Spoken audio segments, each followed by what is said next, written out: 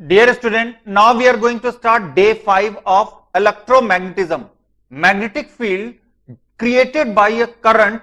आज हम उसका advance level objective type question देखने जा रहे हैं. So first of all day 5 में देखते हैं फर्स्ट टाइप का illustration advance level objective questions में.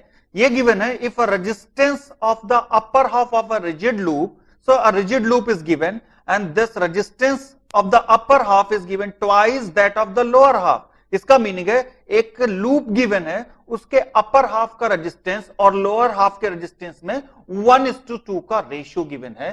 सो अपर हाफ का 2:1 का रेशियो गिवन है. Now magnitude of magnetic induction at the centre. So एक सर्कुलर लूप के सेंटर पे मैग्नेटिक फील्ड आपको कैलकुलेट करना है, जबकि सर्कुलर लूप का जो अपर पोर्शन है उसका रेजिस्टेंस और जो लोअर पोर्शन है उनके रेजिस्टेंस में 2:1 का रेशियो गिवन है. सो इसको हम एक फिगर के हेल्प से देखते हैं. आप अपनी स्क्रीन पे एक लूप देख सकते हैं. इसमें यह पोर्शन एक स्ट्रेट वायर गिवन है और इस वायर से जब करंट आई फ्लो करेगा तो ये पॉइंट ऐसा पॉइंट है जहां पर यह करंट डाइवर्ज हो जाएगा, जहां पर ये करंट दोनों पार्ट्स में डिवाइड हो जाएगा. नॉट नेसेसरी इक्वली डिवाइड होगा, क्योंकि दोनों का रेजिस्टेंस अलग अलग दिया हुआ है. इसका रेजिस्टेंस डिफरेंट दिया हुआ है, इसका रेजिस्टेंस डिफरेंट दिया हुआ है. Definitely the ratio is 2:1. अब आपको सेंटर पे ओ पॉइंट पे यहां पर आपको मैग्नेटिक फील्ड इंटेंसिटी कैलकुलेट करना है. तो इस पॉइंट पे बी कैलकुलेट करने के लिए पहले हम देखते हैं इसमें करंट फ्लो होगा तो किस टाइप से होगा. यहां पर आपको करंट फ्लो हो रहा है और आप देख सकते हैं कि ये पॉइंट है जहां पर ये डिवाइड हो जा रहा है. इसके बाद इस पॉइंट पे आपको बी कैलकुलेट करना है.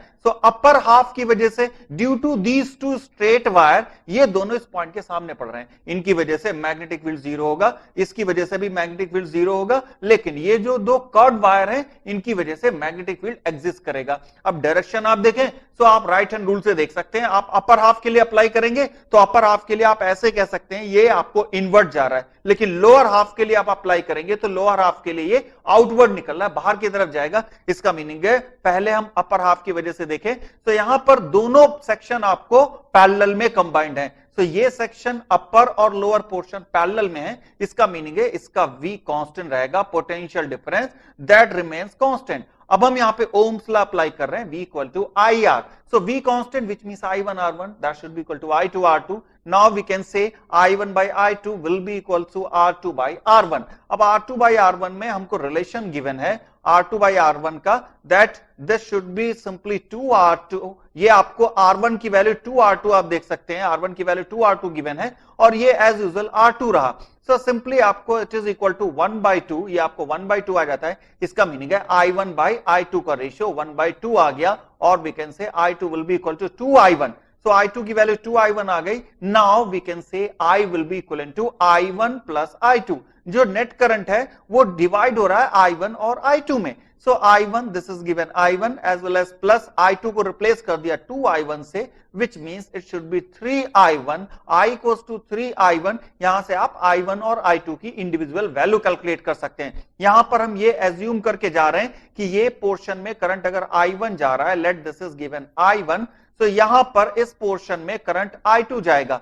तो ये I1 और I2 दो करंट हैं. अब यहां से आप मैग्नेटिक फील्ड के लिए डील कर सकते हैं, that I1 will be I/3. So this I1 is given I/3 while I2 will be 2I/3. I2 की वैल्यू 2I/3 आ जाता है. तो I1 I2 दोनों की वैल्यू मालूम हो गया, एक में I/3 एक में 2I/3. इसके अकॉर्डिंग मैग्नेटिक फील्ड कैलकुलेट करें at the centre of the coil due to semi circular coil. Semi circular coil की वजह से हमको मालूम है mu naught I1 upon 4πr into pi, जो एंगल सबटेंड कर रहा है सेंटर पे, एक सेमी सर्कुलर अपर और लोअर पोर्शन दोनों पाई एंगल सबटेंड कर रहे हैं. पाई एंगल यहां पे रख दिया minus mu naught I2 into pi upon 4πr. पाई एंगल ये भी सबटेंड कर रहा है, लेकिन दोनों का डायरेक्शन अपोजिट है. एक इनटू द प्लेन आ रहा है, इनवर्ट टू द प्लेन आ रहा है, एक आउटवर्ड टू द प्लेन आ रहा है. That's why we are using minus sign here. So इन दोनों को अगर हम सिंप्लीफाई करें, so mu naught pi upon 4πr और I1 माइनस I2 आपको ब्रैकेट में आ जाता है. So here we can say mu naught upon 4r, pi pi cancel हो जाता है. I1 की वैल्यू हमने I/3 रख दिया, माइनस I2 की वैल्यू 2I/3 रख दिया. ये नेट मैग्नेटिक फील्ड आ गया at the centre of that loop. उस लूप के सेंटर पे आपको मैग्नेटिक इंडक्शन की वैल्यू पता चल गई. अब हम यहां पे ये कह सकते हैं कि mu naught upon 4r minus I/3 ये B का मैग्नीट्यूड होगा. सो ये कह सकते हैं यहां पर आपको I/3 को अगर सिंप्लीफाई करें, R radius is given a here, so mu naught I upon 12a, this is the net magnetic field at the centre of that loop. अब हम देखते हैं एक और objective type illustration here, a photograph record of the radius capital R which carries a uniformly distributed charge capital Q is rotating with the angular speed omega. Now what is the magnetic field at the center of the disk? उस disc के centre पे magnetic field calculate करना है। That means एक charge disc है जो photographic record की तरह है, वो रिवॉल्व कर रहा है विद द ओमेगा से। अब आपको मैग्नेटिक फील्ड डिस्क के सेंटर पे कैलकुलेट करना है। आइए देखते हैं, let us assume this is a disc. ये आपको डिस्क गिवन है, अगर ये डिस्क ओमेगा से रोटेट करने लगे, कुछ इस टाइप से ये ओमेगा से रोटेट कर रहा है, अब इस डिस्क के सेंटर पे आपको मैग्नेटिक फील्ड इंडक्शन कैलकुलेट करना है। देखते हैं कैसे, यहां पर एक एलिमेंट कट करेंगे रिंग की तरह से, तो ये आपको इसका एरिया देखें, उस एलिमेंट का एरिया आएगा 2 पाई आर, सरकमफ्रेंस या length of that element will be 2 pi R, वो 2 पाई आर आएगा और इनटू डी आर उसका थिकनेस हो रहा है। इसका मीनिंग है उस डिस्क के सेंटर से हम देख रहे हैं आर डिस्टेंस पे डी आर थिकनेस का एक एलिमेंट कट किया। तो इसका मीनिंग है कुछ इस टाइप से हमने डिस्क के ऊपर एक एलिमेंट कट किया हुआ है जो उसके सेंटर से आर गैप पे आ रहा है। तो सेंटर से आर गैप पे ये आपको आ रहा है, this is given D R thickness. तो इसका एरिया हमने देखा 2 पाई आर, जो इसका लेंथ होता है, इंटू डी आर हो गया इसका area D A. Now D Q equals to, जो चार्ज उतने अमाउंट पे बनेगा, Q upon pi capital R square into 2 pi R D are.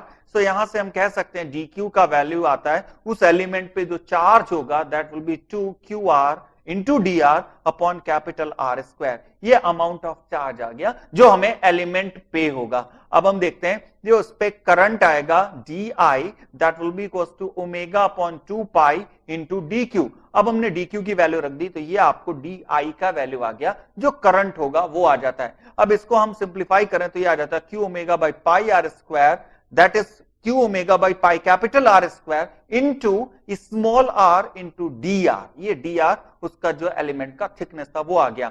अब हम देखते हैं यहां पर magnetic field due to that current. तो उस रिंग की वजह से, जो रिंग टाइप का लूप हमने कट किया था, जो उसकी वजह से देखें सेंटर पे magnetic field, that is mu naught N I by 2 are.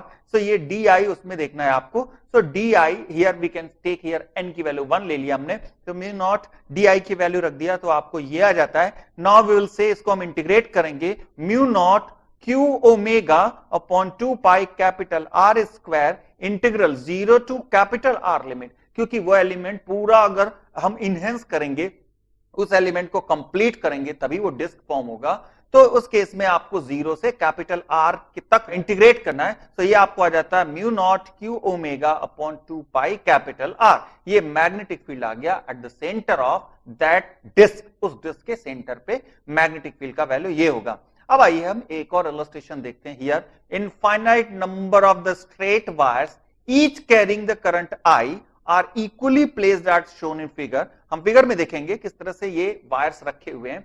Adjacent wire have the current in the opposite direction. देखेंगे कि एडजेसेंट वायर अपोजिट डायरेक्शन में करंट होते हैं। अब यहां पर आपको कैलकुलेट करना है net magnetic field at the point P. आइए हम एक फिगर की हेल्प से देखते हैं कि ये आपको एक फिगर गिवन है, यहां पर हमको करंट फ्लो कराना है, इस डायरेक्शन में करंट फ्लो स्टार्ट हो जाता है और ये इसके साथ इस वायर के पैरेलल आता हुआ यहां पर आता है और ये हम देख सकते हैं इसका एडजेसेंट वायर होगा, इसमें करंट ऐसे उतरेगा, फिर ये करंट इस टाइप से जाएगा, फिर फाइनली अपवर्ड जाएगा और ये यहां पर इसके साथ चलता हुआ फिर ये डाउनवर्ड आएगा। तो इस टाइप से इसमें करंट फ्लो कर रहा है और गैप हम कह सकते हैं ये ए गिवन है।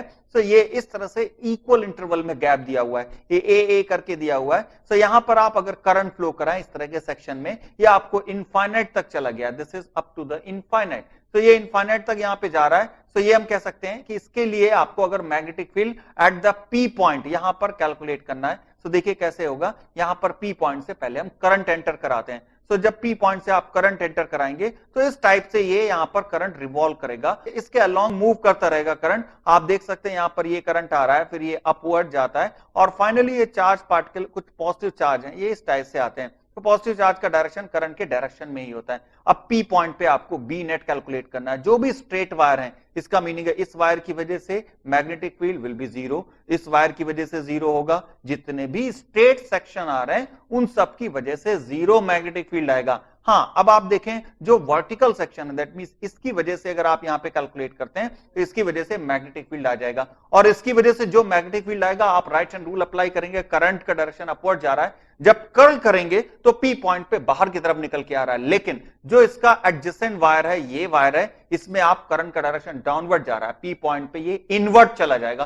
तो एक बार प्लस, एक बार माइनस, एक बार प्लस, एक बार माइनस, क्योंकि एक वायर की वजह से डायरेक्शन अपवर्ड आता है तो दूसरे वायर की वजह से डायरेक्शन इनवर्ट चला जाता है। सो इसको हम नेट कैलकुलेट करेंगे, B due to the straight wire is given, simply जो आपको स्ट्रेट वायर थे उनकी वजह से b equals to mu naught I upon 4 pi D sine theta 1 plus sine theta 2 in the bracket.